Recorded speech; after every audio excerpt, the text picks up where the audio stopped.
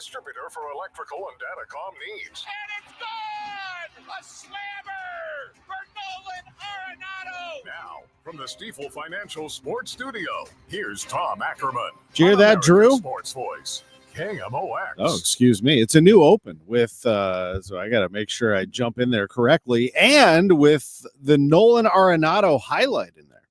Appropriate because Arenado is officially back. He reported to camp. I mean, he's under contract. It's not like he was going to hold out. There aren't any holdouts in Major League Baseball. But he has not been traded. He is back with the club, and we're going to hear immediately from Arenado right now. We're also going to hear from John Mozeliak and Ollie Marmol, the Cardinals manager, and their reaction to Arenado being back. He was not dealt. He was actually, talked about off and on for quite a while, and he acknowledged that in his visit with the media. Here he is talking to reporters. How's it going? Good to see you guys too. Nolan Arenado in Jupiter. What has this process been like for you? It's been the talk of St. Louis. Obviously, they're looking for a place, and as you're the guy at Impact's kind of weeding through it, what's it been like for you? Yeah, I mean, obviously, there's been a lot going on this offseason, and there was a lot of truths out there. There was some lies out there. I try not to get caught up into it too much. I really focus on just getting ready for the season, and that's about it. There was a lot of things going on. There was always there's a possibility of me getting traded, and there's a possibility of me coming back, and I'm back, and I'm ready to go play ball. What are your feelings about being back? Talking to your teammates, they seem pretty happy about it. Yeah, obviously excited to see the boys. I love seeing some of these guys. I haven't seen them in a while, and it feels good to be in Florida again. And East Coast time's kind of throwing me off a little bit, but besides that, it feels good. I'm excited to get to work. I'm a ball player, and I'm really focusing on getting ready for the season, and that's it. Obviously it's an awkward topic, but the idea of the Cardinals resetting or transitioning doesn't also sound like a team that's going all in to win the World Series, which is something I know you truly want. What's that been like for you? Yeah, I mean, I think the Cardinals are doing, I wish the direction was all in, of course. But is this what's probably best for the Cardinals? Probably. I think they do need to reshape some things here and do some things. But at the end of the day, I'm a ball player. I'm a Cardinal until I'm told I'm not. You know what I mean? And that's all there is to it. And I got a lot of work to do. I got to be a better ball player, and that's what I'm focused on. Nolan, how would you like to see this kind of play out? Mo has left it open-ended that he could continue talking to teams throughout spring, throughout the season period. Yeah. That's obviously, you're going to have a big say in that. Yeah. How do you want this to play out? Yeah, like I said, I think, that's Mo's job to do that. My job is to get ready. And that's truly all I could really say. I'm really focused on being a better baseball player than I was last year. I mean, there's no excuse for it. If I was a better player last year, maybe things would be a little bit different. So I'm really focused on that. I feel good. I don't want to get ahead of myself, but my body feels ready to go. So I'm excited about that. If you're a better ball player this year, is this team? This is Derek Gould of the Post-Dispatch with the question. Yeah, I mean, I think if I'm a better ball player, or if I'm me, I think I just make any team better, to be quite honest with you. So, yeah. And if I'm here, I'm going to give everything I got, and I can make this team better for sure. Nolan, the conversation reached you in the fall. What was your reaction to it initially? You hear from Mo that it's a lot about, okay, Nolan is at this place in his career. No one wants to do this and that. What did you want? Yeah. I mean, it was just the Cardinals told me about the direction they were going. I asked them to explore some things. Nothing was demanded. And that was something they were interested in doing also. And that was it. You know what I mean? And that's, I didn't, did I sit here in the offseason and think I wasn't coming back? No, I knew there was always a chance of me coming back. So I'm prepared to be here. The conversation with Mo the other day, he was pretty important. There was a list of 5 teams that you were pretty comfortable with. Would you agree with that? So that's where you were too? Yeah, I was somewhere right around there. I'm not going to talk about who the teams were because it doesn't really matter anymore. But yeah, there was about 5 teams, 5 or so.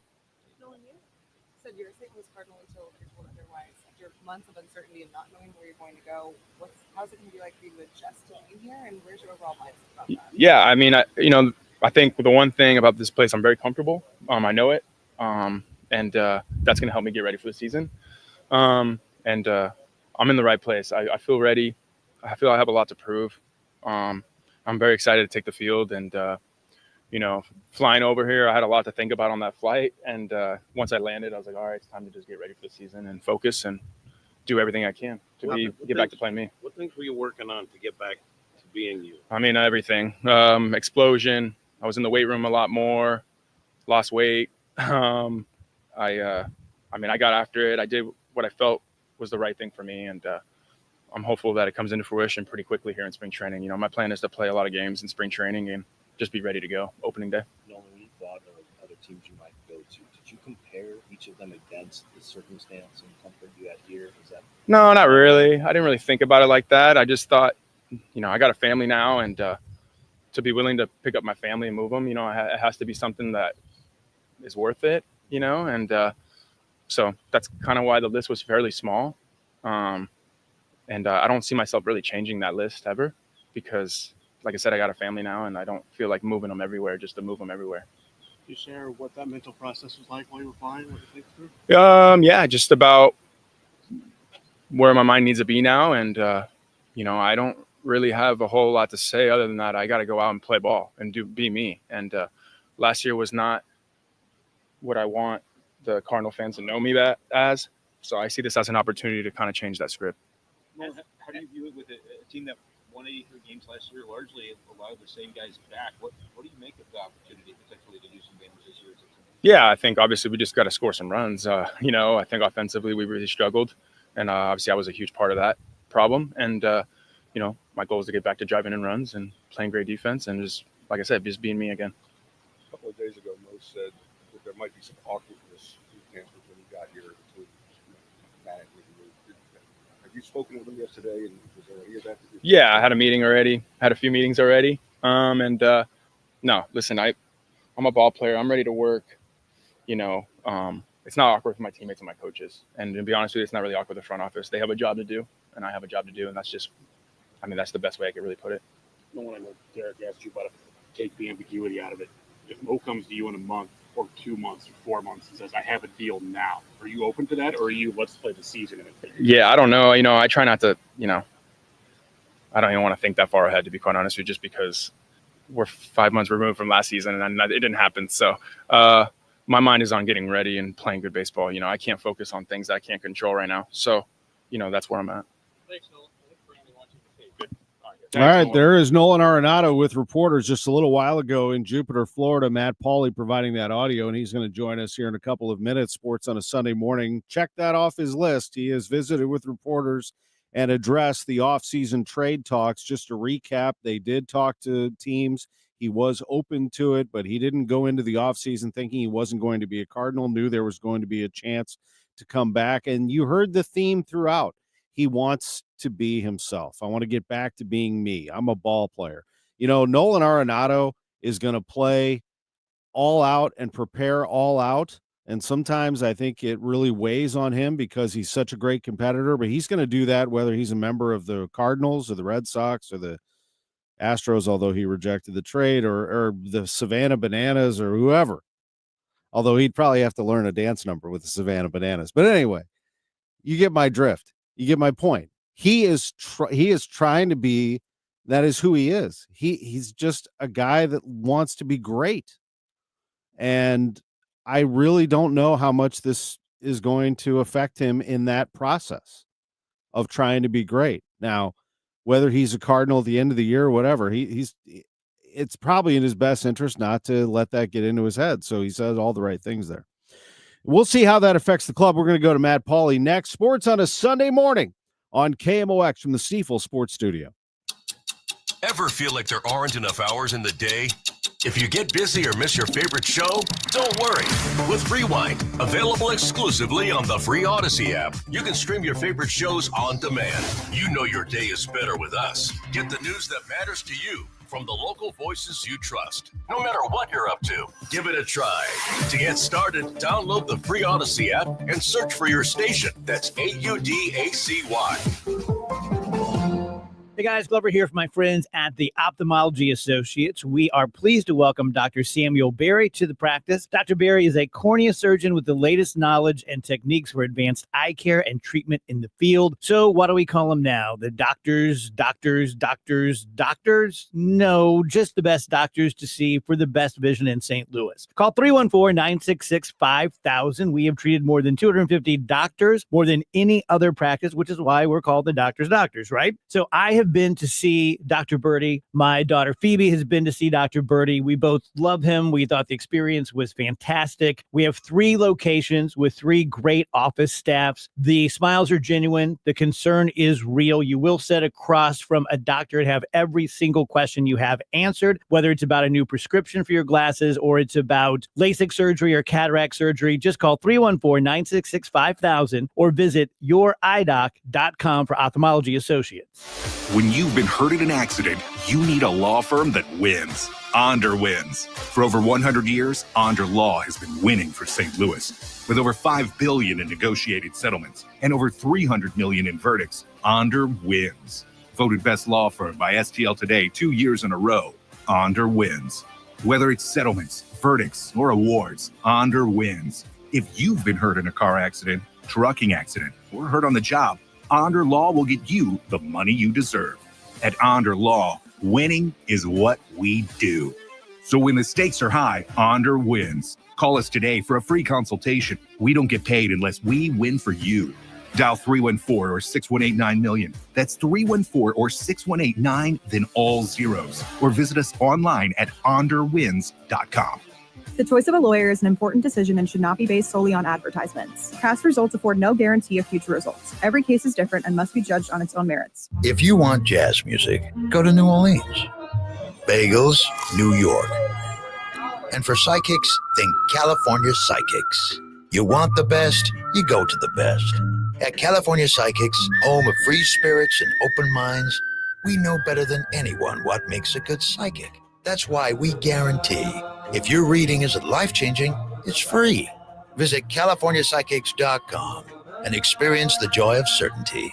California Psychics. Seems everything costs more these days. Gas, groceries, and when's the last time you checked your wireless bill? Yikes. When it comes to Big Wireless, if you're staying, you may be overpaying. Here's how to get the same fast, reliable nationwide coverage without the big wireless bill. Switch to Consumer Cellular. Plans start at just $20 a month, and that's not a short-term promo. Our U.S.-based experts will get you switched and saving in about 20 minutes. Call 1-888-FREEDOM, visit consumercellular.com or a store near you, and start saving today. Plans include $5 credit for auto pay and e-bill. Hey guys, Glover here for my friends Mark and Neil Gelman from the Gelman team of eXp Realty. If you want immediate cash for your home or to see what your home is actually worth in today's market, find out for free from the local experts. 314-336-1991. Go to thegelmanteam.com. KMOX Weekend at your service. Sponsored by Air Comfort Service Heating, Cooling, and Installation. Welcome back to the Gray Bar Sports on a Sunday morning. Once again, from the Stifel Financial Sports Studio, here's Tom Ackerman on America's Sports Voice, KMOX. All right, great to be with you. This spring training report is sponsored by St. Louis Composting, Growing Gardens, and Making Memories, and by Norm's Bargain Barn and Wilkie Window and Door. And we're joined live in Jupiter, Florida by Matt Pauley. Thanks for your patience through the break. Matt, how are you? I am good. Good morning. Good to be on with you. It's always great to be with you. So, yeah, big news today. Nolan Arenado showed up early this morning, Starbucks in hand. A nice photo by Christian Gooden of the Post-Dispatch to get us rolling this morning. And he embraces Oliver Marmol, the Cardinals skipper. And we just played the audio that you sent. We appreciate that. What did you gather out of today? And while you're answering that, tell us the reaction, if you would. Kind of summarize what John Mozeliak and Ollie Marmol said. Yeah, so all 3 individuals did talk this morning. So Nolan got here. He had one-on-one meetings with Mo and with Ollie. Ollie talked a lot about how great the meeting was, how wonderful he thought that Arenado's mindset was. And I think Arenado in that audio you played kind of talked about that a little bit. You know, there was a narrative last week about, is there going to be awkwardness with him being part of this club after they had publicly put him in the trade market? I don't think there's any of that whatsoever. Everybody is embracing him. Mo openly stated that they feel like the team is going to be better with him than without him. I know fans are going to then ask the question, well, then why were they ever going to trade him in the first place? They they are going through this transitional period where they did want to give some younger players more of an opportunity. Having Arenado around absolutely is going to put a little bit of a roadblock to some of those things that they would have liked to have done. But now that he's here, the focus has very much shifted to this guy can help the St. Louis Cardinals win baseball games. Well, it was Mozeliak himself who said there would be an awkward moment and then they would all move on because they're grown-ups, and I think people just took the word awkward and ran with it. You heard it in the audio session there. The word awkwardness came out of Benjamin Hockman's mouth after he wrote a column that said, "Welcome to Awkward City." I mean, it was, a lot of it was talked about, but this is baseball we're talking about. And once that initial, like, oh, hey, buddy, and all that stuff was talked about, of course, they put their suitcase down when a player walks in, they unpack and they go play ball. And the guy's a player. I mean, I understand his swing is slower. He chased some pitches that he shouldn't have chased. He's dealt with some back issues, but he is still a competitor and actually still somewhat young. This isn't a guy who's about to retire. I mean, I think that with the right training in the offseason, sounds like he dropped some LBs, and looking at him, he looks like he's has dropped a few LBs. He'll pack on some weight during the season, but it's a pretty darn good player to add to your team, I would say. Yeah, physically, he definitely looks trimmed down.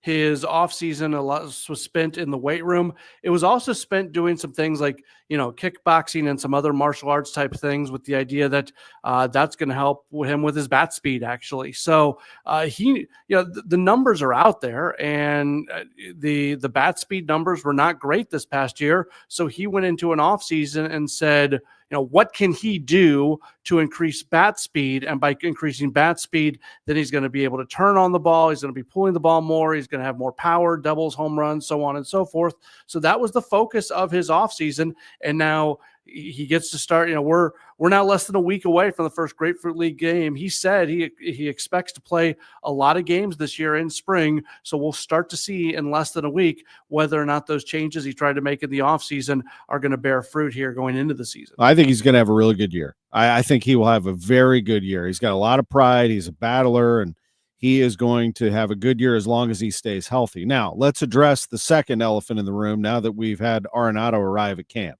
and that is Nolan Gorman. Where does Gorman play? How does he get these 500 at-bats that they seek? I've been drawing up lineups, Matt, all morning long to try to play around with it. Here's one lineup that I came up with Gorman in it. Wynn, Donovan in left, Contreras, Burleson at cleanup, DH, Arenado third base batting fifth, Nootbaar in center field, batting sixth, Walker in right seventh, Gorman batting eighth, playing second base, and Herrera catching. Now, there's some really good bats in that lineup right there, I must say for myself. But I'm realistic, and I know that center field is probably not going to be Nootbaar. It's going to be Ciani or Scott. So I'll give you two others that I drew up real quick. Here's another one. Wynn, Donovan, Contreras, Burleson, Arenado, Nootbaar in left, Walker, Herrera, Scott. So I did not have Gorman in that lineup. I've got Donovan at second base. I don't know. It's interesting. How do you see Gorman getting what he needs now that and how do you see the rest of the lineup for that matter? Yeah, so first off, let me be on the record that I think the first lineup that you mentioned is the lineup that's going to score the most amount of runs for the Cardinals this season, and I am hopeful that some version of that lineup is what we see more often than not. I'm not sure if that's going to be the case, but that's the lineup that I like. They are going to play. Gorman's going to be splitting time between second and DH, and then I think he's going to play third on the days that Arenado has off or the days that Arenado goes to the DH. They are going to play Gorman a lot at third during spring. John Mozeliak made that very, very clear earlier today. They still want Gorman to get time at third. So if there's an opportunity to put Gorman in the lineup at third, he's going to be there. If not, he's going to be the second baseman or the DH. And nothing has changed in terms of them trying to get him those 500 to 600 plate appearances. That is still one of the number one goals of this season for the Cardinals. And it's when Ali was asked about it this morning, he said, look, Gorman's superpower, the thing that that's going to push him is his power. So as much as they want him to be a well-rounded player, as much as they want him to improve from a defensive standpoint, for Gorman this season, it's about being in the lineup. And whether it's second, third, or DH, they're going to make sure that he's in the lineup just about every day. What else have you learned from spring training today? What are we looking at in terms of workouts? And let's switch over to pitching. How's the depth there? Yeah, so today is kind of the actual pitchers that are throwing today. There's just a handful of them. Most of them are kind of guys who have been either in the minor leagues or, like a Nick Anderson is throwing today. He's a non-roster invitee. Tink Hence, Quinn Matthews, some of the top prospects are throwing today. But the guys who are guaranteed of big league jobs, they essentially are off today or throwing side sessions. Sonny Gray and Andre Palante are going to throw on the side today. Things are going to really pick up tomorrow when it comes to the first full squad workout, and that's when we're going to start having a lot more fun out here, and these live BP sessions are going to include a lot more hitters. From a pitching standpoint, they continue to want to stretch out as many guys as possible, and then if those guys are going to be earmarked for the bullpen, they'll transition as spring training goes along. That's been talked a lot about with Matthew Liberatore. He is going to be stretched out. He's going to start in spring, and then Ali said the other day, unless it hits the fan, he'll head to the bullpen. So later on in spring, they'll transition him to that. Probably same thing with Kyle Leahy. They are stretching him out as a starter. He'll get some time as a starter in Grapefruit League play, but I don't think we're really looking at him as a guy that the Cardinals are going to put into the rotation. So at some point he'll be kind of slowed down as well. Appreciate the time very much. Thank you for the report from Jupiter, Florida. Good stuff this morning as Nolan Arenado arrives at camp with full squad workouts beginning tomorrow. Matt Pauley, have a great one. All right, thanks. We have some big stuff coming. Josh Schertz, head coach of the Billikens, at 10:30. Kenny Wallace on the Daytona 500 at 10:45. Lutz Pfannenstiel in studio at 11:05. John Mozeliak at 11:30. And then Bernie Miklasz will wrap it all up for us at 11:45. Big show, sports on a Sunday morning. A lot more to come. Stay with us. We're back right after this.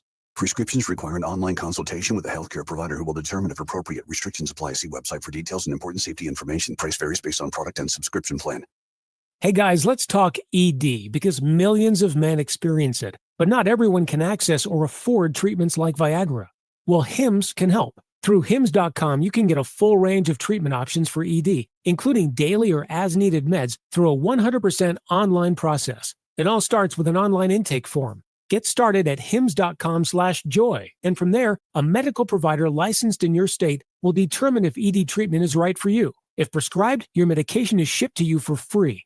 Find the ED treatment that fits your needs with options up to 95% less than the brand names. Millions of men experience ED, but Hims can help. To start your free online visit and save up to 95%, go to hims.com/joy. That's hims.com/joy for your free online visit. HIMS.com/JOY. $5,000. That's the average amount of money people in the U.S. are now spending on gas in a year. $5,000. That's crazy. If you drive, you have to download Upside, the free app that gives you cash back every time you get gas. That's right. You can earn real cash back with Upside just by buying the gas you're already buying. You can literally start earning cash back today. I use Upside every time I fill up, and I've already made around $200-$300. You're putting gas in your car anyway. Why not get real cash back? If you like free money, download Upside. I'm saving the cash I earn from using Upside to help pay for a vacation later this year. Download the free Upside app now to earn cash back every time you buy gas. Use promo code LANE to get an extra 25 cents per gallon on your first tank. You can cash out anytime right to your bank, PayPal, or a gift card for Amazon and other brands. Just download the free Upside app and use promo code LANE for a 25 cents per gallon bonus on your first tank. That's code LANE for a 25 cents per gallon bonus.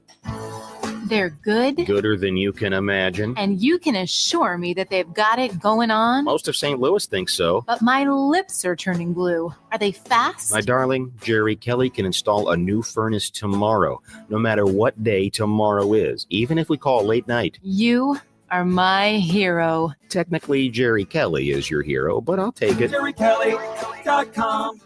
They're fast and they're good and they got it going on. JerryKelly.com. Have you dreamt of a career as a police officer, but thought your tattoos were holding you back? I'm Officer John Van Gordon, recruiter for the Springfield, Missouri Police Department. Whether it's one small tattoo or a whole sleeve, you can have visible tattoos and still pursue your dream serving your community. We welcome you to apply for the Academy starting soon. You're dedicated and hardworking. That's what we're looking for. To learn more, visit gospd.com. That's gospd.com. RoyalBanksOfMissouri.com. Brought to you by the Springfield, Missouri Police Department. Royal Banks of Missouri is your community bank with locations throughout St. Louis, St. Charles, Northeast Missouri, Granite City, and Jerseyville, Illinois. A bank branch is not far away. Royal Banks brings in experienced staff and products and services designed to meet your professional and personal financial needs. Investing in our communities, one client at a time. Call 314-212-1500 today. Royal Banks of Missouri, member FDIC, and equal opportunity lender. Looking for a new home or to refinance your current mortgage? Royal Banks of Missouri wants to be your home buying partner. With a local staff that will guide you through the process, Royal Banks is an experienced mortgage lender that you can trust. There's still time to lock in on a low rate. Call 314-212-1500 today. Royal Banks of Missouri, where better service means better banking. Member FDIC and equal opportunity lender. Welcome back to the Gray Bar Sports on a Sunday morning. Once again, from the Stifel Financial Sports Studio, here's Tom Ackerman. We are America's Sports Voice, KMOX. Oh, that thing's going to catch me every time, Drew. The new rejoiner with the pause, but it is solid as can be. I'll tell you that. We're joined by the Billikens coach, Josh Schertz, who I'll bet you could host radio all day long. He's terrific. How are you, Coach? How's it going? If maybe a second career, Yeah, that was like worked out. That was like my equivalent of a lane violation, right there. You know. Absolutely. Yeah, that was a money time mistake. Now listen, it's got to adjust. You know, I mean, these are change is hard. Yeah, no doubt. Billiken Report sponsored by Royal Banks of Missouri, and Coach Schertz is with us. Coach, I'll paint a picture for you. I was in Oxford, Ohio yesterday.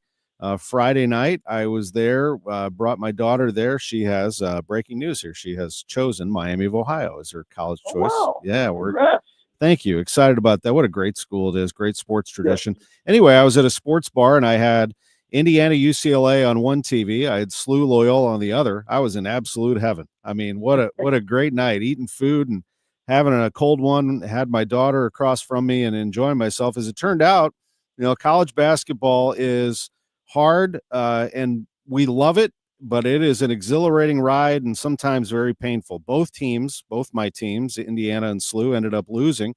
It's a tough sport. I have to imagine one hand sitting there with a French dip and a beer, on the other being the coach of a basketball team. I just don't know how you all do it. I mean, going from exhilaration to watching that thing slip away has to be tough, and having to process that and turn the page on that after that. Yeah, you had a much better night than me. It sounds like been to Oxford. We played down there when I was in Indiana State. Awesome campus, amazing school. Your daughter obviously must have got brains from her mother to get in there. That's pretty hard academic school to get into. So I know she didn't get that from you. So that's no right. Chance, you got that right, buddy. Yeah, she's that. Congratulations on that. No, it was. Look, it was. It's a hard sport, and the reason that losing is so painful. I mean, everything is always two sides of a coin. Winning only feels so good because losing feels so bad. If losing didn't hurt as much as it does, winning wouldn't be as exhilarating as it is. And, I think as a coach and hopefully as a player, that's why we try to stay so focused on process and the process of what it takes to be good and not, ride the emotional roller coaster. I think there's a big difference between, a competitor's mindset and an observer's mindset and fans and media and everybody around. I do that as a fan of other teams. You ride the emotional roller coaster, exhilarated when you win, disappointed when you lose, and you're up and down. I think when you're coaching or playing, you can't do that. You got to stay locked into your process, and that allows you to kind of keep steady when you're going through good times and when you're struggling like we are now. And not to overreact to successes, not to overreact to failures. The reality is, all you can do when you're winning, or in our case, I've dropped a couple in a row, is get in, get to work, try to get better, prepare as well as you possibly can, and to play as well as you can in your next opportunity. And It was a disappointing loss Friday night for a variety of reasons. It was a tough week. I mean, the George Mason game at home in overtime, where we had every chance to win. Loyola on the road led that game with 4 minutes to play, and obviously really poor stretch there in money time to close the game out on the road against an excellent team. And so a disappointing week for us in terms of being able to beat two really good teams and had every opportunity to do it and weren't able to get the job done. And we all own that. What do you see in the film of the Loyola game? And it's not easy to watch, but obviously you watched the end. How did that slip away? I mean, there's never one thing. It's always a variety of things. We had chances in the game. Obviously the end of any game is magnified because there's no time to recover from it, right? Like, a 16-4 run to end that game. If that happens in the first half, it still stinks, but you have plenty of time to recover and get back. When it happens in the final 4 minutes of the game, obviously unrecoverable in our situation. But we had chances. We held them, I think, 7 minutes at a field goal in the first half, and we're down, I think 13 to 6 at that point, and we were only able to score 12 points in that window. We had a couple layups, a couple wide open threes in that stretch to extend our lead. We weren't able to do it. Same thing kind of happened in the second half. I think we got up, 53 to 46 maybe, and had a couple we had 4 we would call wide open threes in that stretch to kind of create some more separation. Missed those. Those are things. Those are shooting variances. Those happen every game. I mean, you're generating good ones. You want to continue to do that. When you look at the final 4 minutes, Robbie hits that three, to go up 65-62. They come down and we foul a 3-point shooter. I didn't obviously see what happened because, their backs were to me, my angle, but we got called for a foul there on a 3-point shot, ties the game. We come down, ball gets knocked out of bounds. We run out of bounds and, got a pretty good look, got a layup or a short shot. We just short armed it. They came down and we had a defensive breakdown. We went underneath on Sheldon Edwards on a pitch and he bangs a 3 to put them up 3. We come down, get fouled, have a 1-on-1. We missed the front end of a 1-on-1, and then we have another defensive breakdown off a baseline screen. We're late, coming through. We take a bad route. We don't switch it out, which we could have. He made another 3. We turn it over, and next session, and they get a dunk, and it's 11-0. That was, in those, we call them money time, moment of truth, whatever you want to call it, their final 4 minutes. We had a number of mental errors, the defensive stuff, the offensive stuff. Hey, everybody misses shots. That's not, you've got to just get great shots. You can't turn the ball over. I thought, in that stretch, two of the couple, obviously the got a short shot and a foul. We did okay offensively. It was the defensive end, the breakdowns in that end, and you got to close games with stops, whatever the scenario is. And we had a number of mental errors there in the final 4 minutes on the defensive end, and that's ultimately what cost us. And you losing the game to George Mason, which I was in attendance for, after before Avila had his great game against Loyola, 19 points, 13 rebounds. He had a monster game against George Mason. That was one that got away from you. You had a chance to win it. And on one hand, you could look at it as a missed opportunity against the number 1 team in the league, but I kind of like what you said afterwards, where you spun it to say, look, we can compete with anybody in this league now. I mean, not that we didn't know that before, but now we do. So the A10 tournament is coming. And can we win that tournament? Yes, we can. We're going to have to play better. But you do now know VCU, Dayton, George Mason, not to leave anybody out, but they're all teams that you can compete against and beat. Yeah, I mean, you look at the top 4 in the league right now. I mean, it's Mason, VCU, Dayton, and Loyola. We've played all those teams. We're going to play 3 of the 4 of them twice. And we know. I mean, we played Mason OT. We split with VCU. Dayton was a 2-point game late. And so I don't think the chasm is like some sort of bridge that we can't build. We can't cover, and bridge. I do think we can bridge that gap. But we got to get better and we've got to play better. And just importantly, we've got to do a better job of making people play poorly. I think so much of people look at winning as how you play, but half of winning is making the opponent not play well. And, if you look at, 4 of our last 5 games, I mean, we're still, number one in the league, as of today and, in 3-point defense, but, our 3-point defense and some of that shooting variance, that is a part of the game. But, we gave up double-digit made threes to St. Joe's, Dayton, and as well as, these last 2 with Mason and Loyola. And you got to credit Loyola, like I said, down the stretch, their shot making, and the same thing with George Mason. What they were able to do, made 15 threes. Some of that is, and we've had games where it's gone the other way, where we've maybe been the beneficiary of some of that. But, we got to be better. But it is a gap that we don't think that there's a team in this league that we can't beat. I think 2 things can always be true. We're shorthanded in terms of roster, but we certainly have enough to win any game we play, and we believe we can win any game we play, and we're showing that. Up to the first 36 minutes at Loyola, I thought we played pretty good basketball. We had, at that point, I think we had 10 turnovers. I think we were, against a good defense at 65 points with 4 minutes to play. Same thing with George Mason. We scored 70 points in regulation. I thought our overtime offense there really let us down. I thought our defense was pretty good.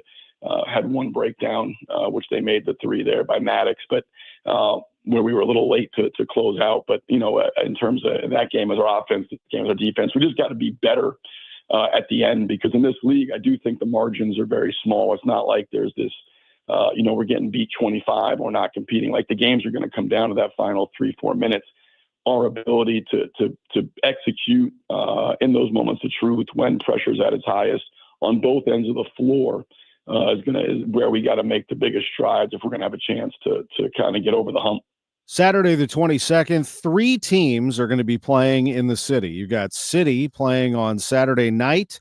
The Blues will be playing right before that Saturday evening. And at 1:30, SLU will tip. I would strongly recommend you get in there, get that going before you head to the other contests and see the Billikens take on Rhode Island for a 1:30 tip. Should be a good one against Rhodey. And we always appreciate you, Coach. Thank you so much for the time this morning. Appreciate it, Tom. I'll talk to you soon. Congrats to your daughter, and look forward to seeing you this week. Thank you, buddy. Appreciate it. There's Josh Schertz, head coach of the Billikens, with us on KMOX. We will take a quick time out. When we come back, Kenny Wallace on the Daytona 500. He's been down checking things out. Back in a moment. Join Mark Patrick Seminars. Lose the weight and stop smoking. Early bird specials, $49.99. Seminar Sunday, March 16th, Aviator Hotel and Suites, South I-55, St. Louis. Weight loss, 11 a.m. Stop smoking seminar, 2 p.m. Or Monday, March 17th, 4 Point Church in St. Louis, Fairview Heights. Weight loss, 5:30 p.m. Stop smoking seminar, 8 p.m. You know Gray Bar for electrical parts. But there's one more thing you may not be thinking of us for that can help maximize your next project's total value. Our pre-project planning services are designed to help you win the bid, save on labor costs, and keep your installers productive across your entire build. The sooner you call us, the better. Because when we're there from the beginning, we can anticipate your needs and help you solve problems before they become problems. Yep, Gray Bar does that. It's Tom Ackerman for Ophthalmology Associates, the doctor's doctors, 314-966-5000 or online at youridoc.com. Now Taxes is using Credit Karma, where a TurboTax expert can do your taxes for you. They'll get your refund so you can do more with it right in Credit Karma. Now this is taxes. Intuit Credit Karma with TurboTax. See guarantee details at turbotax.com/guarantees. Experts only available with TurboTax Live. If you want to know what's happening with your St. Louis Cardinals, then you need to get the inside scoop from the Gas House Gang. Every weekday at noon, Tom Ackerman, Matt Pauley, Kevin Wheeler, and Bernie Miklasz break down the latest Cardinals news with analysis only true experts can bring. Live on the KMOX YouTube channel and KMOX Sports on X, and replayed weeknights at 8 on KMOX. The Gas House Gang, sponsored by Saliga Heating and Cooling and Game Day Men's Health on your home of the St. Louis Cardinals. KMOX. In Missouri, farming isn't just a profession, it's a purpose. You can feel it in our 27 million acres of farmland. You can see it in the nearly 41,000 Missourians who work in agriculture. You can hear it at our farmers markets. You can count it in the $93.7 billion it brings our state. And you can taste it at your family's dinner table. A lot of farmers in our state rely on Bayer's tools and inventions because Bayer has a purpose too, to help farmers thrive. Learn more at go.bayer.com/purpose, paid for by Bayer. Hi, this is Charlie Brennan along with Dr. Colleen Bosler from the Audiology Center. Doctor, when should somebody typically get a hearing evaluation? You know, Charlie, the simple answer to that would be at age 65. However, there are some contributing factors that might make people more at risk for hearing loss. Some people with a history of noise exposure or a family history of hearing loss, or those suffering from tinnitus, those people should come in to have their hearing evaluated at age 60. And of course, anyone noticing difficulty hearing or ringing in the ears should come in as soon as they notice these changes. That's the word from Dr. Colleen Bosler from the Audiology Center with 3 convenient locations: Florissant, St. Peter's, and Creve Coeur. Schedule an appointment today by calling 636-441-7470 or the Audiology Center STL.com.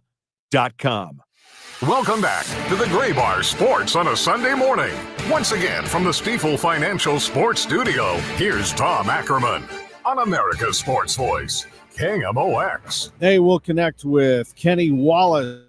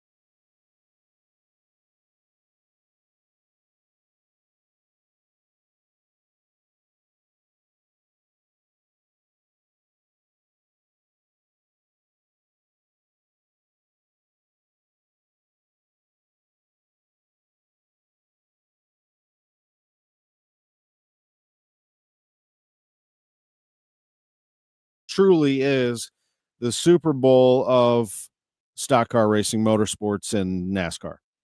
Yeah, today is the 67th running of the Daytona 500. Pre-race activities have already started. The race will be on Fox Channel 2. The president of the United States, Donald Trump, he's going to be there. They've got security tight. It's sold out, 100,000 people.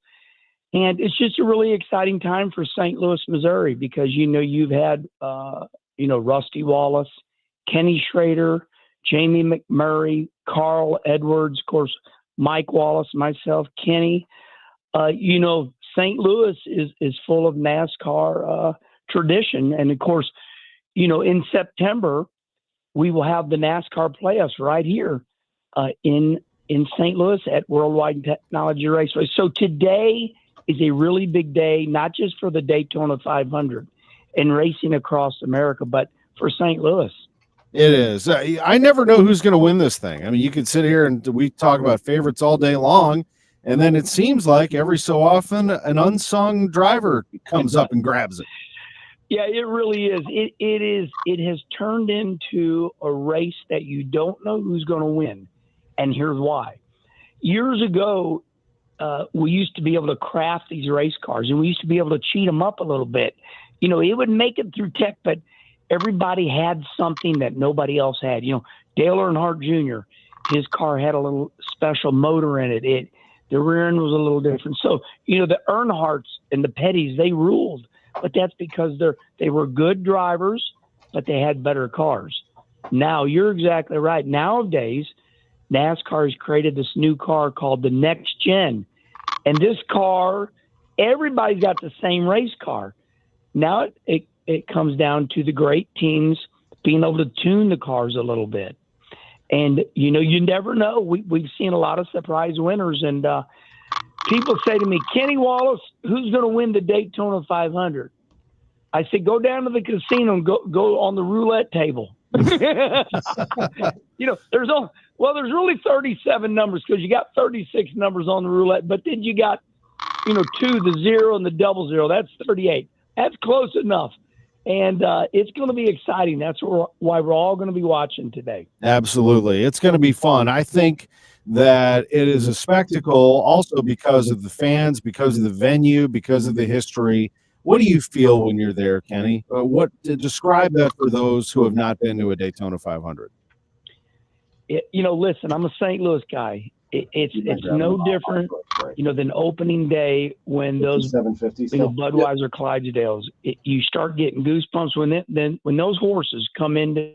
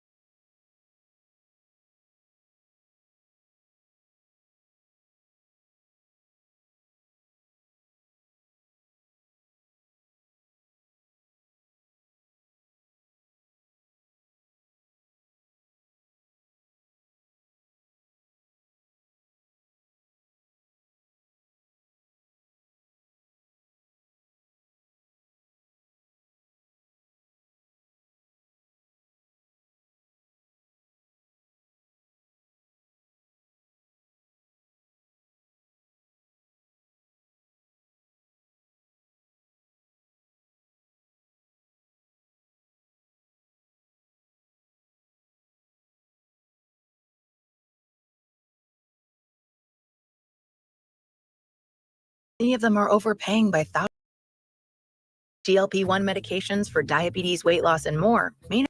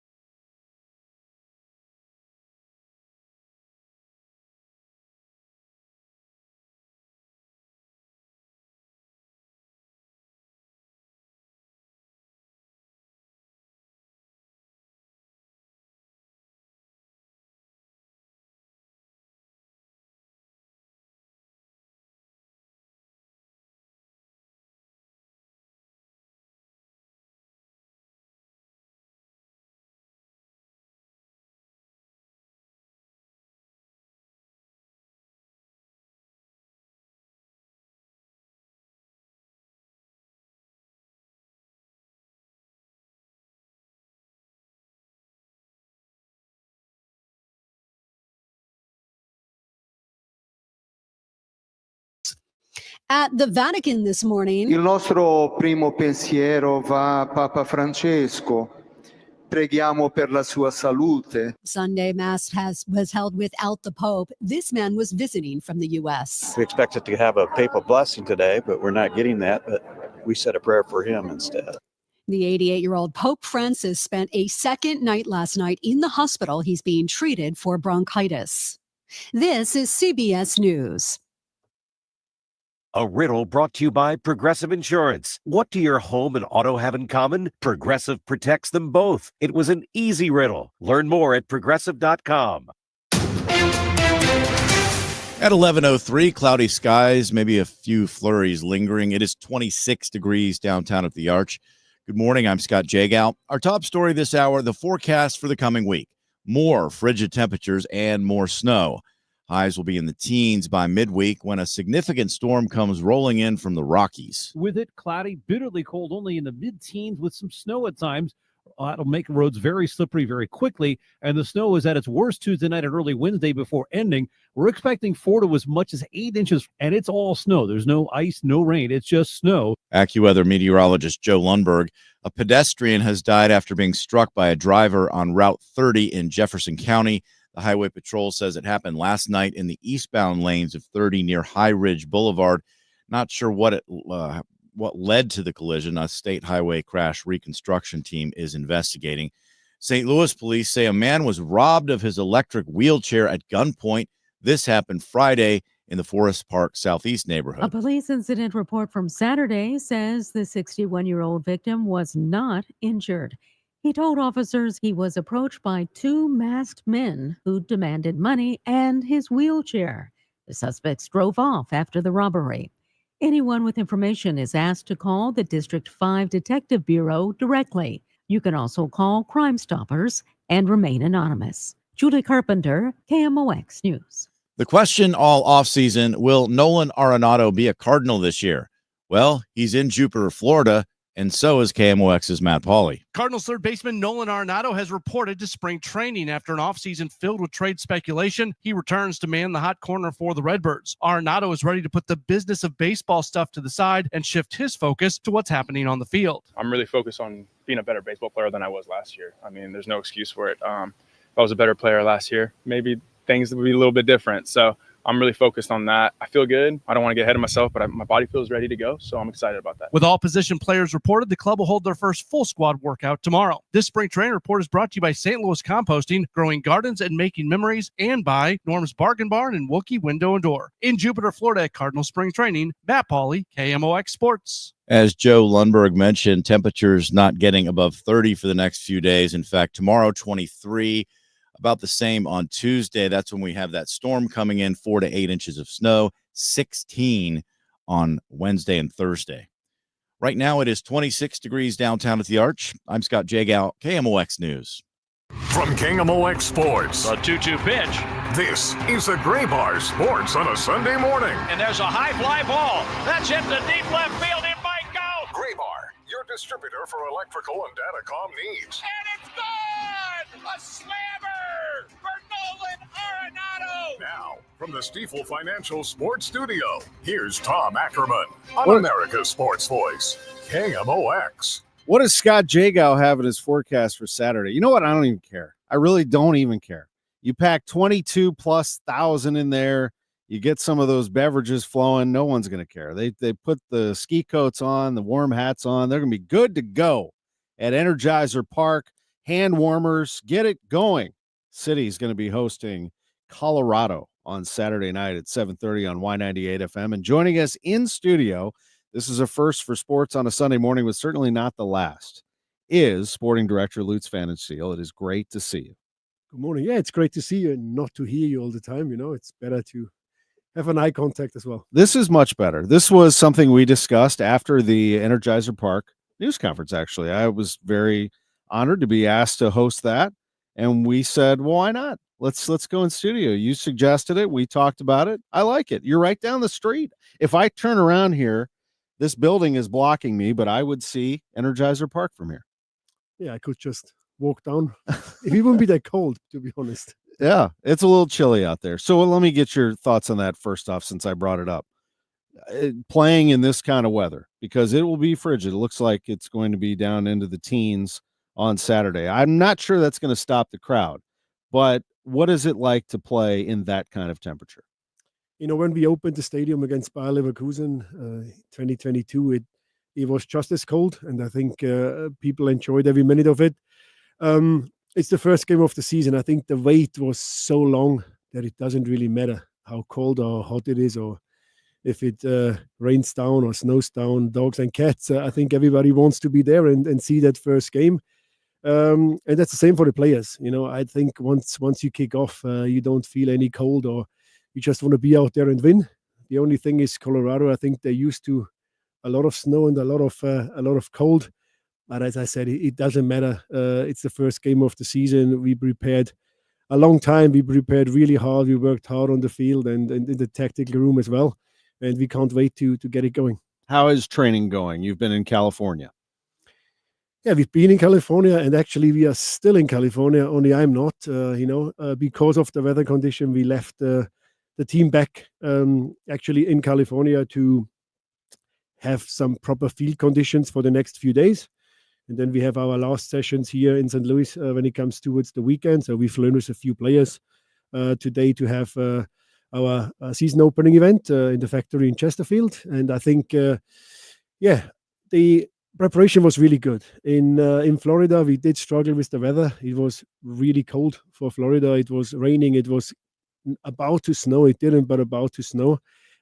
California was perfect. The field conditions are great. The weather is always good. And we having the opportunity to play against good MLS teams out there. So you know roughly where you stand. Results don't really matter. You want to try things. You want to figure out what to do, how to do, who can play what as a secondary position. So lots of little bits and pieces, and it has been great. I'm sure it has, and it's a different look under new coach Olaf Melberg. How has that been in terms of implementing what he wants to do and what you want to do? Yeah, when we signed him, it was pretty clear that we will do not what I want to do, but what the club wants to do. So when I came here in 2020, we had a clear philosophy, we had a clear DNA, what we want to do, and that's what we did from day one. But nothing is completely set in stone, and there is obviously always a little wiggle room in how you want to implement it. I always say there is the non-negotiables, and that is the hard work, that's the pressing, that's the high intensity. But when it comes to formation, when it comes to different, as I said, different details, then the coach should have that freedom. And in the end of the day, it's about winning football games. So we still believe in our identity. We believe in that what we did in the first 2 years, and we just want to improve every year, bit by bit, to actually achieve that what the city wants us to achieve, and that is being a strong contender, a strong team in the MLS. You always had this style of being aggressive, pushing it. I would say pushing the issue and trying to apply that pressure. Is that still what City is all about? Still the same. The only thing which we adjusted was, and I think for us, the summer window was the big one. We added 6 players, and I would say most of them, or nearly all of them, are big impact players. You saw how Hartl, Teuchert, Becher, how they really impacted when they came. So it was now not to just, again, pump in 5, 6, 7 new players just for the sake of it. We just wanted to be smart in adding 2, 3 players, which in the detail makes us better, where we see room of improvement, where we see little gaps. And I think we did that with Timo Baumgartel and Konrad Wallem. And let's see the next few days. There is still quite a few weeks before you closing the transfer window. And if there is something coming in or something going out, that's never decided. But obviously we try to keep the group together like it is right now. So nothing really changing from the idea, from the style of play. But I think you will see us defensively a bit better organized, and you will see us attackingly just the same as we did it the years before. How do you view the center back position right now? I have some good numbers for you. I didn't even have to write it down because they kept me awake for like 6 months last year. We played last year, we played 11 different center backs. And we played a back 4. So there's only 2 starters as center backs. We played 11 different ones, and I don't even know the different pairings we had. It was a crazy situation last year with too many injuries. We moved players in, we moved players out, and I think now we are definitely not thin on the center back position. We have 6, 7 nominal center backs, but I think we also need that year, not just simply because of fitness reasons, but because the way also we play. And for us, I think the center back position is the key to get stability on there, to get a certain consistency as well. And with Nielsen, a very experienced player, Kessler, for me, one of the top defenders in the league, now also Timo Baumgartel, but also the other guys who were here, like Yaro and Hibbert. I think we have a really, really good cover there in all areas. And I think Roman Bürki, he's probably smiling at home right now and knowing that we're having a better structure when it comes to our defensive setup. Is he your leader? Could you ask for a better leader than Roman Berkey? He's definitely our leader. He's our captain. He's the face. But I believe strongly, and regardless how good Roman is, and he's the best in the business, we need more than one leader. We need players who are not just good when the game is flowing. We need players who really get in there when things are not going well, who say something to the players, who be active in the changing room, who keep communication, not just with the players, but also with the coaches. And if that all comes down to just the goalkeeper, who is pretty far away from the rest of the action, I think then we are not in a good shape. So we need players who step up. We need players who want to lead. But at the same time, we need to create leaders. We have lots of younger players who have that potential. And I think that's up to me and up to the coaching staff to create our own leaders within our own ranks. You have a handful of players who have actually played together since they were very young. Is that not only good on the pitch, but also behind the scenes? Maybe they'll hold each other accountable. They don't mind saying what they need to say. No, it's great. I mean, the German section, they all played together in the under-21 national team 6-7 years ago. They all did well. The guys know each other. Some of them also played together, club football for many years. So it helps with the understanding. But then at the same time, we are watching also very closely that it doesn't create some groups because you don't want to have smaller groups of players who always stick together. And we have a group of really nice people. I always say they are nice boys. Yeah. And they mix really well. So it doesn't matter where you're from or if you knew each other before. There is a really good momentum and a really good atmosphere within the team. But then again, you don't always want to be just nice, because if you're only nice, people step on you. So when it comes to be on the field, we sometimes also need to be not that nice and actually show our teeth, get out there, fight and bite and scratch if we have to. And I think that's something where we worked a lot on also in recent weeks, that not just be a good group of people, but fight to survive. And we have a clear goal this year. I think Caroline was very clear a few months ago before Christmas that she said nothing other than making the playoffs is acceptable. And 100% agree. We have a good team. I think we gelled very well. We showed towards the end of the season what we are capable of. And then again, touch wood. Don't know if this is a wooden table, but I just touched it. That we don't have that crazy run of injuries like last year.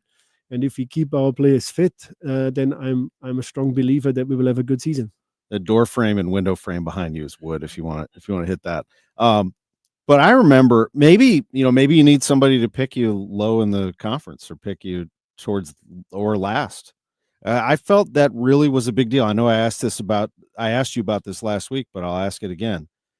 The edge that you felt at that time, that there was some fire in the city. They did not like that. You felt disrespected as this little expansion team that was just going to come into big bad MLS, and you did some damage. Do you need to manufacture that again? How do you do that? I'm not a big believer in looking at the predictions. I usually ask John Gasparoni to do that for me. And unfortunately, make the players angry by looking at prediction won't work, because everybody sees us pretty decent this year. Mm. But I agree. I'm looking at San Diego right now, which is the new expansion teams, and we saw them play now in Coachella quite a few times, and nobody took them really serious. But yesterday, that all changed. They beat Red Bull, the finalists from last year, 6-0. Preseason game, but still score 6 goals against Red Bull.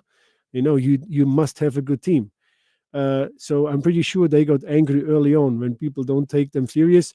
If I think back there 2 years ago, it was great for us, because not just me, everybody felt underrated. Everybody felt disrespected. Everybody felt, well, I'm going out there and I show you what we can do. And looking at the team we started in the first 2-3 games, and looking at our roster now, there is not that many players left, because we did overperform in year one, simply because everybody wanted to prove everybody else out there outside St. Louis wrong. And I think for this year, it's a similar thing. We underperformed last year, and regardless of any excuses we can make with injuries or whatever it was, we didn't achieve the goal which we had. And let's be fair, looking at numbers, if you win the Western Conference in year one and you don't make the playoffs in year two, nobody really cares about what were the circumstances. The only thing what people care about is that we didn't make it. And that's my opinion as well. So I'm still pretty much pissed off about it, and I think it's a new year. It's up for us to prove ourselves new again.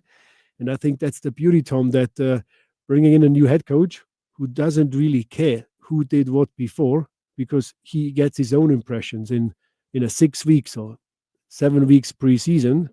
I think that is the way players have no choice to sit on the sofa, smoke a cigar, and say, well, I was great 2 years ago. Olaf Melberg, he can't care less. He wants the team to be successful. He doesn't care about names or goals from the years before. He cares about that, what he sees right now and in preseason. So everybody needs to prove themselves. Everybody needs to show themselves at their best. And, it's a nice saying. You only make a first impression once. And that's the same thing when you bring a new coach. Nothing else counts anymore. And I think that's kept the players on the toes during preseason. This is Lutz Pfannenstiel, sporting director, St. Louis City SC. We'll take a quick break. John Mozeliak, Cardinals president of baseball operations, is going to join us a little bit around 11:30. Bernie Miklasz, 11:45. We'll come back, finish with Lutz right after this. You are listening to Sports on a Sunday Morning from the Stifel Sports Studio. When you've been hurt in an accident, you need a law firm that wins. Onder wins. For over 100 years, Onder Law has been winning for St. Louis. With over $5 billion in negotiated settlements and over $300 million in verdicts, Onder wins. Voted best law firm by STL Today 2 years in a row, Onder wins. Whether it's settlements, verdicts, or awards, Onder wins. If you've been hurt in a car accident, trucking accident, or hurt on the job, Onder Law will get you the money you deserve. At Onder Law, winning is what we do. So when the stakes are high, Onder wins. Call us today for a free consultation. We don't get paid unless we win for you. Dial 314 or 6189 million. That's 314 or 6189, then all zeros. Or visit us online at onderwins.com. The choice of a lawyer is an important decision and should not be based solely on advertisements. Past results afford no guarantee of future results. Every case is different and must be judged on its own merits. Life is challenging and ever-changing. Take control with passive income through real estate investing. Learn how, learn now. Let Del Walmsley and Lifestyles Unlimited's investors and mentors show you. Meet Del's team and get educated now at Lifestyles Unlimited. Text the word radio to 88007. That's radio to 88007. Join for just $297. Lifestyles Unlimited. Text radio to 88007. That's radio to 88007. $5,000. That's the average amount of money people in the U.S. are now spending on gas in a year. $5,000. That's crazy. If you drive, you have to download Upside, the free app that gives you cash back every time you get gas. That's right. You can earn real cash back with Upside just by buying the gas you're already buying. You can literally start earning cash back today. I use Upside every time I fill up, and I've already made around $200-$300. You're putting gas in your car anyway. Why not get real cash back? If you like free money, download Upside. I'm saving the cash I earn from using Upside to help pay for a vacation later this year. Download the free Upside app now to earn cash back every time you buy gas. Use promo code LANE to get an extra 25 cents per gallon on your first tank. You can cash out anytime right to your bank, PayPal, or a gift card for Amazon and other brands. Just download the free Upside app and use promo code LANE for a 25 cents per gallon bonus on your first tank. That's code LANE for a 25 cents per gallon bonus.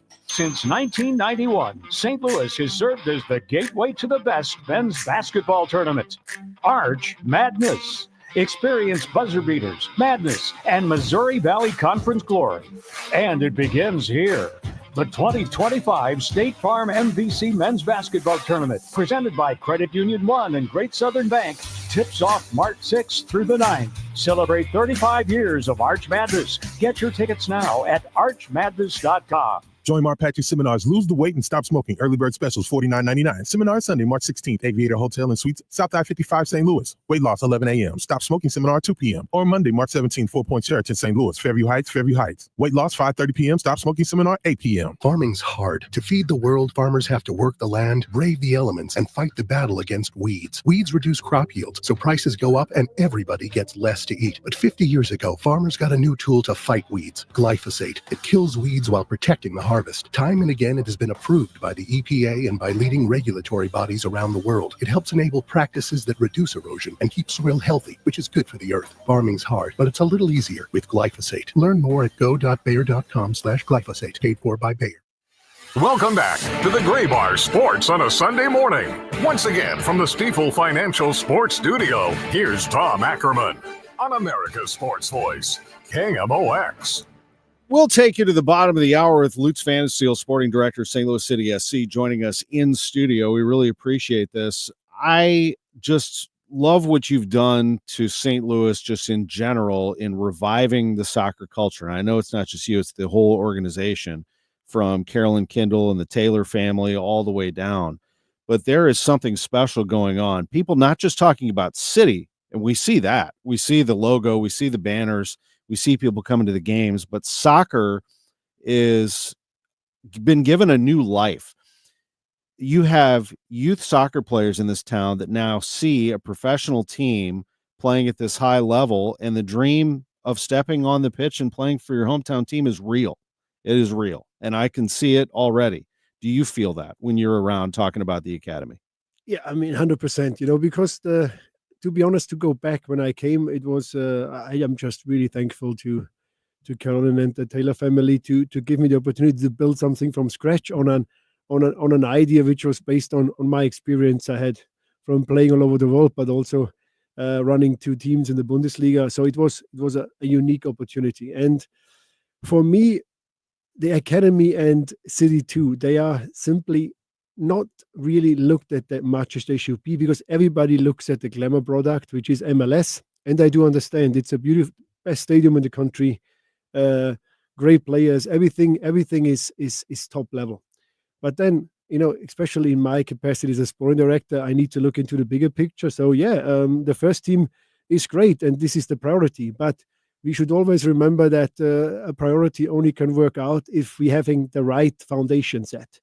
And I put so much work to have a top academy in the country before we even kick the first ball.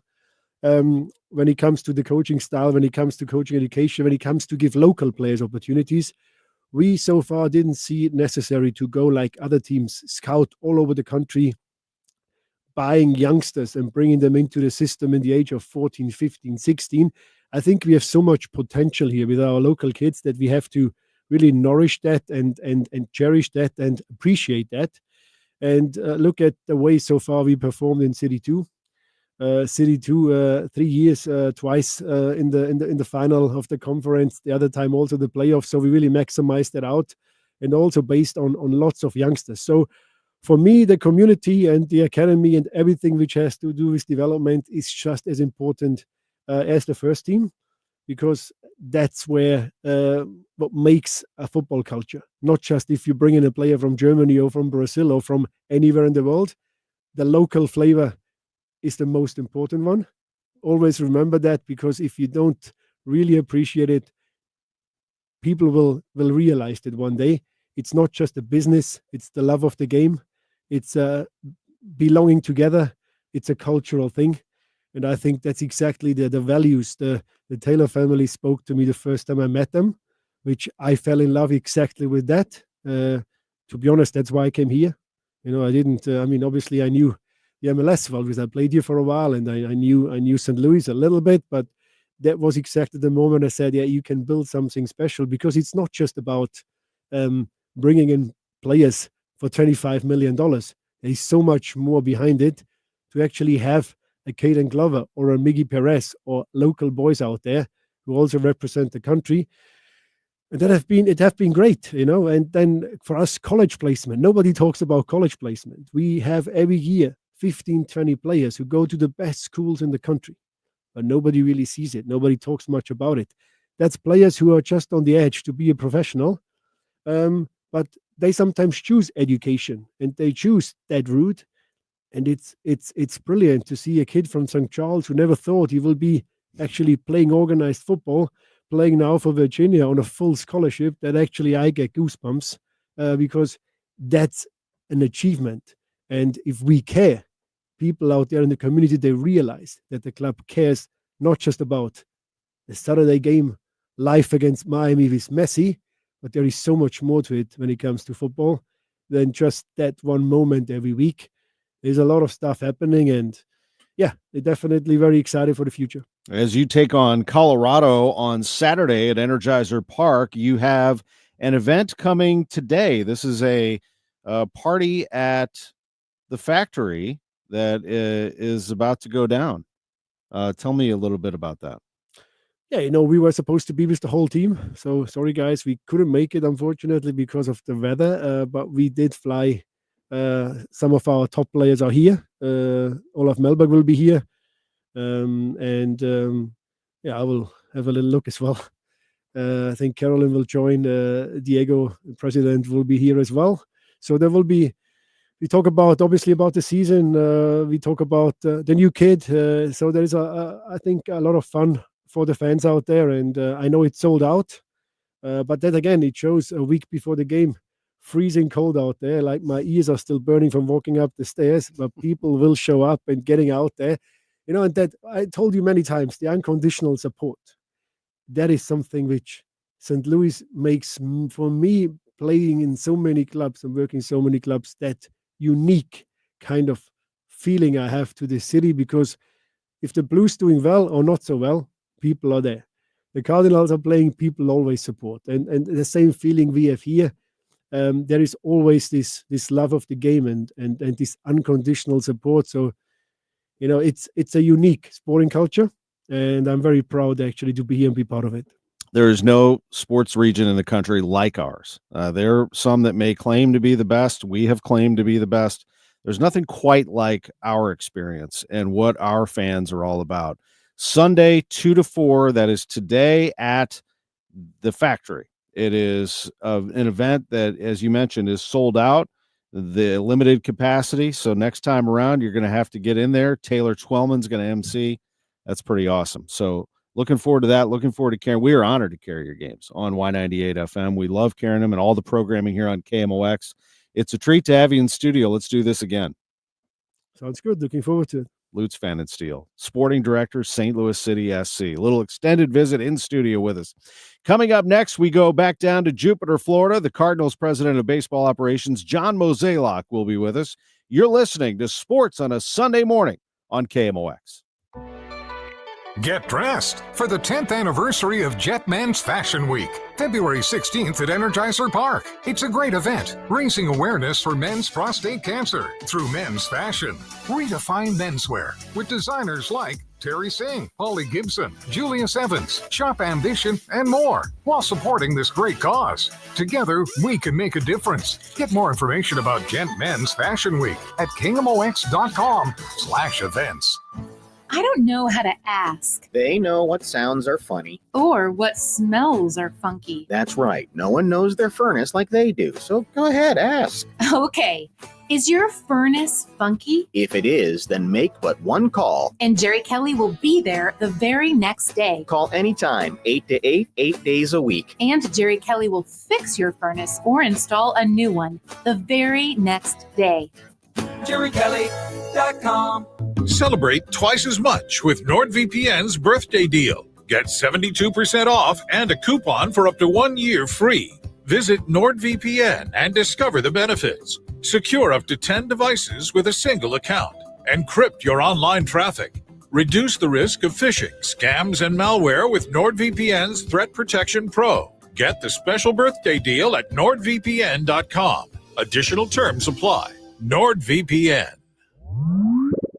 Seems everything costs more these days. Gas, groceries, and when's the last time you checked your wireless bill? Yikes. When it comes to Big Wireless, if you're staying, you may be overpaying. Here's how to get the same fast, reliable nationwide coverage without the big wireless bill. Switch to Consumer Cellular. Plans start at just $20 a month, and that's not a short-term promo. Our US-based experts will get you switched and saving in about 20 minutes. Call 1-888-FREEDOM, visit consumercellular.com or a store near you, and start saving today. Plans include $5 credit for auto pay and e-bill. Wesley Financial Group is not a law firm. If you own a timeshare, don't miss this important announcement from Chuck McDowell, founder of Wesley Financial Group. If you receive an unsolicited phone call or mail piece to discuss selling, renting, or especially canceling your timeshare, don't fall for it. If you really want out of your timeshare, hang the phone up immediately or throw that mail piece in the trash and contact your timeshare resort or Wesley Financial Group for assistance with your timeshare. As the only Inc. 500 timeshare cancellation company, our knowledge, experience, and results has made Wesley a trusted resource for over 40,000 families we've helped get out of their timeshare. Give us a call and I'll send you our timeshare exit information kit free with the straight facts about your timeshare and all of your options for cancellation. Call for your free info kit, 800-329-2121, 800-329-2121, 800-329-2121. KMOX Weekend at your service, sponsored by Air Comfort Service Heating, Cooling, and Installation. Welcome back to the Gray Bar Sports on a Sunday morning. Once again, from the Stifel Financial Sports Studio, here's Tom Ackerman on America's Sports Voice, KMOX. Welcome back to the show. We're going to be joined by John Mozeliak, Cardinals President of Baseball Operations, momentarily. Again, the big story today, Nolan Arenado has returned to the Cardinals. He never left. He has arrived at spring training and is going to be officially working out as a full squad with them tomorrow, but he's already gotten in there, I'm sure, taking some rips and had a little fun with his teammates, and we'll be talking about that and more with Mo in just a bit. Wanted to get you updated on a couple of other things that we've talked about. If you want to go back and listen to the program, Josh Schertz, the head coach of the Billikens, was with us at 10:30.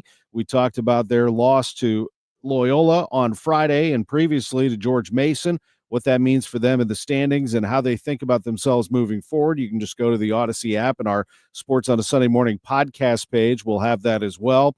At 10:15, we had Matt Pauley reporting from Jupiter, Florida. 10:45, it was Kenny Wallace on the Daytona 500. Coverage on Fox begins in just about an hour. Lutz Pfannenstiel just spent a great deal of time with us in studio. It was great to have Lutz. We had a nice visit with him in studio, the sporting director for St. Louis City SC. They open their season coming up on Saturday at City Park. And what a Saturday it is going to be. An incredible day of action, and you're going to have City playing in downtown St. Louis, in downtown West. You're going to have a matchup between the Blues and Winnipeg just down the road from there at Enterprise Center at 6 o'clock, while City plays at 7:30. And before that, the Billikens will be playing Rhode Island at 1:30. And that's going to be quite a matchup there for the Billikens playing in the A10. So 3 games in town. Meantime, Mizzou plays at Arkansas. Illinois plays at Madison Square Garden against Duke. And after all of that, you're going to have the Cardinals playing before all of that. They're going to start the day. The Cardinals will be on KMOX playing the Marlins. When we come back, John Mozeliak on KMOX. Did you all hear what's going on with these energy mandates? You know, I've been told they don't make a lot of sense. And I'm in the business. I agree 100%. Actually, they make 0 sense. So here's the easiest thing, and the only thing I have on a recommendation. You're going to need a new furnace or a new air conditioner. Just call me for a just common sense approach to your heating and cooling needs for your house. If your system is old or you just want to replace a system, now just call me. It's Bart Inman, one easy number in Missouri and Illinois. The easiest and the only one, Missouri and Illinois, is 314-293-2600. Again, it's Bart Inman, 314-293-2600, or On the internet, it's bartinman.com. That is Bart with a B, Inman with an I.com. Hi, it's Jeff Sachs. The swings of the market should not affect your retirement plan. Your income in retirement should be independent of the market swings. If you're up all night worrying about it, we need to review your plan, and today is a great day to do it. Let's simplify your retirement at retiresafestl.com. Hi, I'm Jim Brennan of McKelvey Homes. Have you always wished for a brand new home, but don't want to leave your neighborhood? You are in luck. McKelvey has brand new move-in ready homes in established neighborhoods like Creve Coeur, De Pere, Kirkwood, and many more. Select one of our custom home sites or we will build on your lot. You will love McKelvey's legendary quality and personal service. Visit McKelveyHomes.com and move up to McKelvey since 1898. At California Psychics, we know that doubt can get in the way of your relationship. One moment you're enjoying a romantic date, the next you're thinking, is this guy right for me? Could I spend my life with someone who has more hair on his feet than on his head? Then you realize you've been thinking out loud. Wait, come back, Thankfully, California Psychics can clear away the dating doubt. Our accurate psychics are available 24/7 to give you all the guidance you need to make the right relationship choices. California Psychics is the psychic service more people trust. That's why we can guarantee if it's not life-changing, it's free. Download the app or connect with us at CaliforniaPsychics.com. Right now, new customers receive 80% off their first reading. I can smell love in the air already. Experience the joy of certainty. California Psychics. Welcome back to the Gray Bar Sports on a Sunday morning. Once again, from the Stifel Financial Sports Studio, here's Tom Ackerman. Welcome back to the show. Joining us is John Mozeliak, the Cardinals president of baseball operations. John, I'm sorry for being 10 minutes late. We had a technical issue here in the studio. It's great to be with you. We'll just keep you for a few minutes, but Nolan Arenado arrived on campus. He never left. He's under contract with the Cardinals. This isn't like the NFL, as you mentioned in a previous media session where you have walkouts or holdouts. He is a Cardinal. How did it go? Take me to your visit with him and how things are going for Nolan today. Well, yeah, a couple things. I mean, obviously it really did sort of like occupy a lot of our attention over the off season. And I think a lot of people were speculating that we would get something done. And, unfortunately, we weren't able to do that. But when I say it that way, I kind of feel like, what are we thinking about? Because, having Nolan on the club is still exciting. And ultimately, having an all-star third baseman is not the worst thing in the world. So, over time, we'll see how this works. But I will say this, my meeting with him this morning went great. Talked to him on the phone a few days ago. So I kind of understood that this wasn't going to be as awkward as I maybe was anticipating. And overall, I think he's happy to be back in Florida, happy putting on his jersey. And, I think he, stepped on the dirt today. So he was excited about that, took some swings. Looks like he's in really good shape. And I think he's highly motivated to, change his career arc. So, we'll see how things play out, but early impressions were very positive. Yeah, I don't doubt his motivation. He is something else when it comes to putting a lot on his plate and preparing, and he creates a lot of firepower in the lineup, no doubt. If there's a top-shape Nolan Arenado, it does obviously raise the question of the youth movement. It's a little early to start making claims as to where you're going to go there, but certainly the flexibility of moving Nolan Gorman around, I would think would be appealing to get him the at-bats he needs. Yeah, I think that's right. Definitely got to challenge the coaching staff to figure out what that looks like and hopefully strike that right balance. But, we went into this year knowing that we wanted to give Gorman a shot at, getting 550 plate appearances and see really what we have. So guys downstairs are looking at that, trying to understand how that would play out. But overall, that's the goal, and that's what we'll focus on. What else has your attention now that we can put that aside? What is your number one goal here in spring training from your view, John, as you look at this 2025 club? Well, I think the key is to really get an understanding of what our lineup's going to look like, who's in center, who's in right, Ultimately, when you look back to last year, we had some offensive struggles. We had a hard time consistently putting up runs. We played in a lot of one-run games, a lot of tight games. So I think we put a lot of pressure on our pitching, on our defense.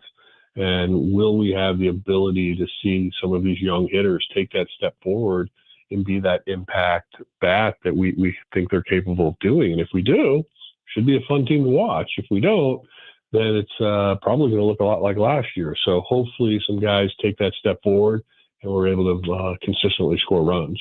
And right now, this minor league development, I am looking forward. I won't be down there until March 9th, but when I do, I do plan to roam the backfields a little bit and just kind of see how everything starts to come together. That is a long process, though, isn't it, Mo? I mean, it's not something that you don't just say you're going to change the way the Cardinals develop players and it just happens overnight. This is something that is going to be in the works. That's right. And it's not an overnight fix. It's going to require time. Obviously, you're going to see a lot of new faces when you're back there because we have added a lot of new coaches. But, ultimately, it's not that much different from where we once were. So I don't think it's going to look dramatically different. But, leveraging technology and some of the modern innovations we've seen in the game, hopefully we can take advantage of that, even in early returns, if you will. So I do think from that standpoint, for people that are prospect hounds and love watching how the sauce is made, it'll be a fun experience for them on those backfields. Thank you very much for the time this morning. Sorry for being late, but as always, you come through for us on Sports on a Sunday Morning. We appreciate you. Thank you, Tommy. See you. See you later. President of Baseball Operations, John Mozeliak on KMOX. Bernie Miklasz is coming next. We'll be right back from the Stifel Sports Studio. Start the new year off right with your best vision for 2024. This is Megan Lynch for Ophthalmology Associates. Now's the time to schedule your annual eye exam. It's what I'm doing for my entire family. The doctors of Ophthalmology Associates are experts in diagnosis and treatment of diseases of the eye. Doctors Greg Birdie, Ranjan Malhotra, Robert Brusati, Andy Royer, and Samuel Berry. Call for an appointment today, 314-966-5000, or you can get more information at youreyedoctor.com. One of the conditions they can test and treat is dry eye. When the furnace is running, you're at greater risk for dry eye disease. The doctors of Ophthalmology Associates can prescribe the perfect eye drops to prevent and treat dry eye. Ophthalmology Associates is located at 12990 Manchester Road, a half mile west of I-270 on eastbound Manchester Road. Call Ophthalmology Associates 314-966-5000 or youreyedoctor.com. Charlie Brennan with Dr. Colleen Bosler from the Audiology Center. What can people expect when they visit one of your doctors at the Audiology Center? Expect a friendly greeting and a waiting room stocked full of refreshments. But more importantly, a patient should expect that they're treated on an individual basis. We are not retail, and we pride ourselves on our medical model. Each hearing aid is catered towards each patient's unique needs. Expect a full history intake where we get to know you and your personal needs. And then we'll complete a full battery of tests where we can adequately diagnose your hearing health. We want you to understand those results right away. So directly following your tests, we're going to go over everything extensively. Finally, at that time, we'll develop a customized treatment plan built around you as an individual. The Audiology Center, 3 locations in the St. Louis area, 636-441-7470. The Audiology Center, STL.com. Could you make $500,000 in retirement savings feel like $1 million or $1 million feel like $2 million? You could. The key is having a comprehensive financial plan for taxes, Social Security, inflation, healthcare, income, and more. Discover how you could make your money go a lot further in retirement in a 3-hour adult education class called Retirement Planning 101. Hey, it's Sue Thomas, and this is a one-night class taught by a fiduciary advisor from Financial and Tax Architects with decades of financial planning experience. And they hold these at colleges and libraries throughout St. Louis. There's no cost, but bring 3 canned goods for St. Louis Crisis Nursery. If you've saved $300,000 or more for retirement, register by calling 314-947-2012, 314-947-2012. That's 314-947-2012. Welcome back to the Gray Bar Sports on a Sunday morning. Once again, from the Stifel Financial Sports Studio, here's Tom Ackerman on America's Sports Voice, KMOX. Joined by Bernie Miklasz. Saliga Heating and Cooling is our sponsor of this great segment that I very much look forward to every Sunday morning. How are you, Bernie? Doing great. Jam-packed Sunday morning. I've been listening, and it's always wonderful to be with you, Mr. Tom Ackerman. Thank you very much. Just visited with John Mozeliak. Just a quick little, I don't want to keep him too long. We got to him a little late anyway, but, a recap of his visit with Nolan Arenado. And he said, maybe I went a little too far on saying awkwardness. I mean, it's fine. Look, I said early in the show, I don't know if you caught it, but I said Arenado would be ready to go if he played for the Cardinals, Red Sox, Savannah Bananas. I don't care who he's playing for. This guy is a ball player, and he's out there taking rips right now, Bernie. Yeah, I listen. Thanks to Matt Pauley for sending all the audio, not only to KMOX, but the little old me too, and I appreciate that. But Arenado's very positive about everything, and I got to say, if anyone has been listening to me, whether it be Gas House Gang, KMOX, my own YouTube channel, I've been talking about this for 2 or 3 weeks. Like, if he comes back, there's really nothing to worry about as far as, is it going to disrupt the team? Is he going to be happy? Is it going to be uncomfortable? This or that? No, because at age 33 last year, he had an offensive season that was way below his own standards, and he is determined to elevate his offense. And one thing about him, you never, ever have to doubt his hunger, determination, or work ethic. And he did a lot of things over the offseason to try to speed up his bat with, by taking a lot of drills and boxing and all this stuff where, like, quickening his hands up, things like that, having explosiveness. So he showed up, and he has a great attitude, and obviously his teammates love seeing him there. I listened to John Mozeliak. Obviously, he's thrilled that this is all behind him for now. And listen, Tom, people can be cynical and jaded or skeptical and say, well, what do you expect them all to say? No, it's in Nolan Arenado's best interest to be a happy player and to have a tremendous season, because it'll restore this the idea that he is still an elite hitter, and there's a lot of good life in his bat. And if whatever reason some team should want him later on, what would enhance Nolan Arenado's marketability? It would be if he performs better offensively than he did last year. I don't see the negative. They're a better team with him in the lineup than without him in the lineup. So people can be cynical all they want. That's fine.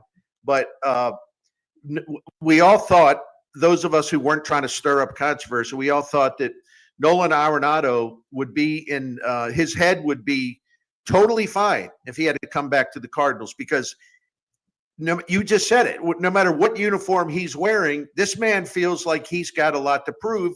And this man also wants to show these other teams that were kind of like, no thanks, I think we'll pass in terms of trading for him. He wants to send them a little Valentine as well.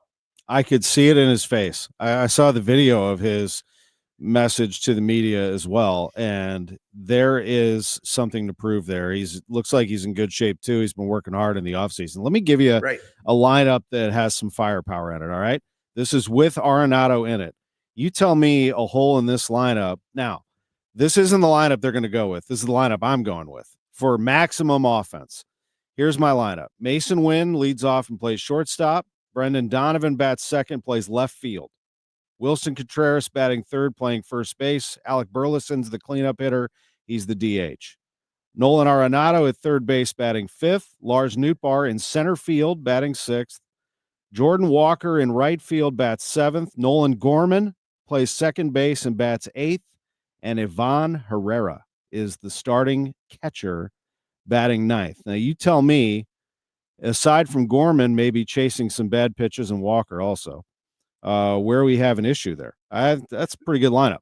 Yeah, it's up to those guys. Of course, this needs without saying, and and I know what you're talking about. This is forecasting that all of these guys will be better, or in some cases do just as well as they did last year. But I think there's a best case scenario for all these guys. I laid that out on something I wrote recently. You can see a best case scenario that is not detached from reality. And in fact, the best case scenario for each one of those guys is actually doable. It's not fantasy. So, but they have to do it. But imagine if most of those guys come through, or most of those guys, especially Walker and Gorman, get on a much more positive track under the new hitting coach, Brent Brown, then this can be a really good lineup. And if Arenado can bounce back offensively, that would make it an even better lineup. And by the way, it's possible for him to do that. Tom, if you permit me, you know me, Mr. Research, I was looking back at age 32, Giancarlo Stanton for the Yankees was 14% below average offensively. He came back the next year at 34, and he was 16% above average offensively. So that's a 33 and then 34 season back to back. I wanted to find some examples of, like, it can happen. A guy that was 33 and had a down year by his standards can come back the next year and do better. I've got several examples, but I wanted to leave you with that one. That's really good. I'm realistic, and I know that it's probably going to be Ciani in center or Victor Scott. That's what it sounds like, and it's probably going to be Paje. So not a given, but Paje is going to get a lot of time behind the plate because they like the way he handles pitchers. But that does give you a bit of a setback, I think, in terms of starting lineup.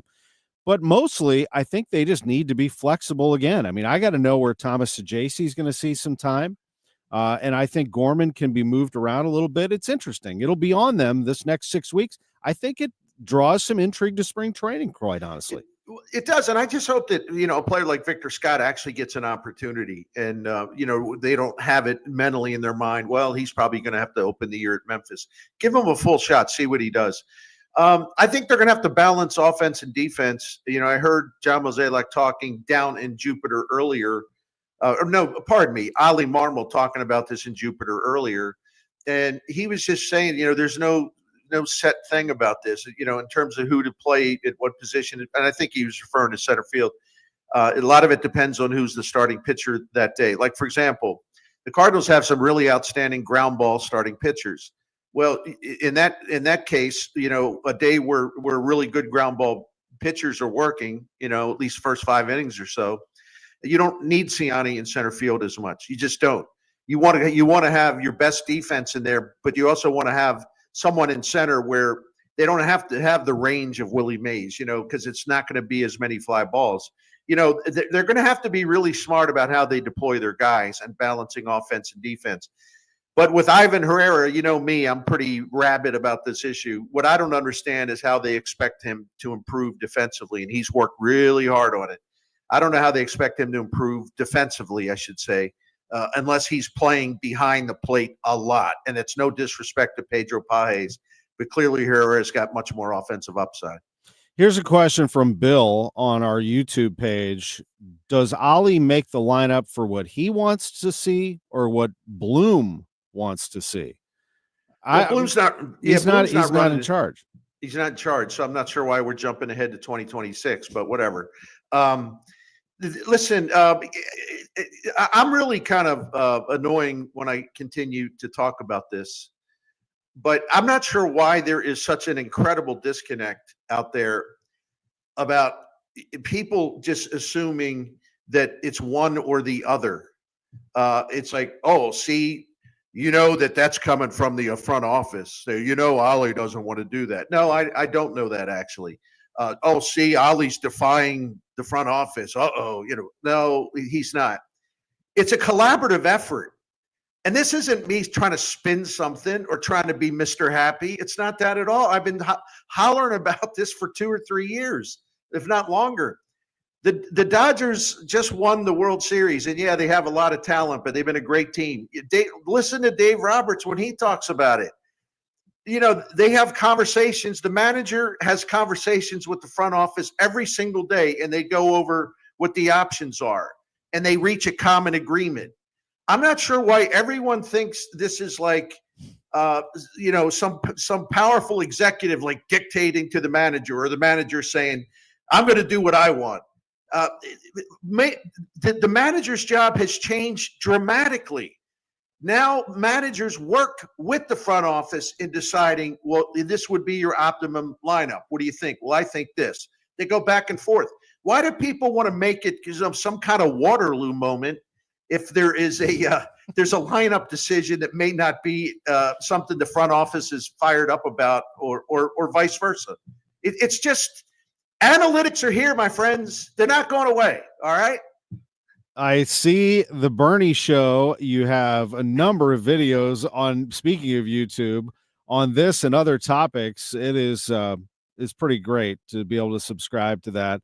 I'm looking forward to getting down there. It's going to be a while, but Matt Pauley is down there covering things, and we have a game on Saturday. I mean, here we go. I'm looking forward to seeing who starts that game and how this all looks. You know, Sonny Gray is back too. I don't know. I'm starting to think I need some time to kind of sort it all out, but I'm starting to think this Cardinals team is not as terrible as some may paint it to be. I think they'll first of all, they have their pitching staff back. They don't have Gibson or Lynn, and they're going to be Halsey's there. Fetty's better than what he showed last season. Sonny Gray's not going to allow as many home runs as he did last year. It's just history tells us that it was kind of an outlier. They have most of their pitching back, the pitching that matters, and they have eight with our Arenado back. Let me throw the stat out there. 82.5% of the at-bats taken by this team last year are down in Jupiter with the team this year, and it's just a matter of them doing a lot better. Wow. I'll give you this is our 30-second warning, by the way, before the news. Sure. Oh, no, go ahead. Oh, no. No, again, it's up to each guy to get better, but you know me, I pour through statistics and analytics and everything else. With each one of these guys, you can see a reason why they would be better. I'm not saying they will be better, but you can see a basis for believing, well, this is possible. So, I think they're going to be a real competitive club. And what that means, I'm not sure yet. You know, I can't put like a win total on it. See, I always let you finish your thought. Love you, brother. See you, brother. The news is next. KMOX, KECK HD2, K254CR, St. Louis. I'm Stacey Lynn. President Trump's special envoy to the Middle East will be heading to Saudi Arabia tonight, according to Steve Witkoff.